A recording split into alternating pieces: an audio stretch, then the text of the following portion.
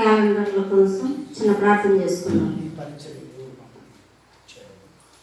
పరలోకమందున్న మా తండ్రి, ప్రభువును మా రక్షకుడైన యేసుక్రీస్తు వారి ద్వారా కృతజ్ఞతాస్తుతులు స్తోత్రములు చెల్లిస్తున్నామయ్యా.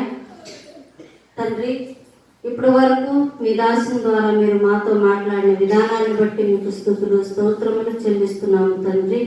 ఎన్న వాక్యాన్ని విడిచిపెట్టే వారముగా ఉండక మా హృదయంలో భద్రపరుచుకొని అయ్యా, ఎక్కడ వారికో మేము సువార్త చెప్పడం కాదు కానీ మా మధ్యలో మా కుటుంబ సభ్యులకి మేము మాటలు చెప్పేవారముగా, వారిని రక్షణ మార్గంలోకి నడిపించేవారుగా, అటువంటి అనుభవంలోనికి మేము అందరం రావటానికి సహాయం చేయమని ప్రార్థిస్తున్నాము తండ్రి.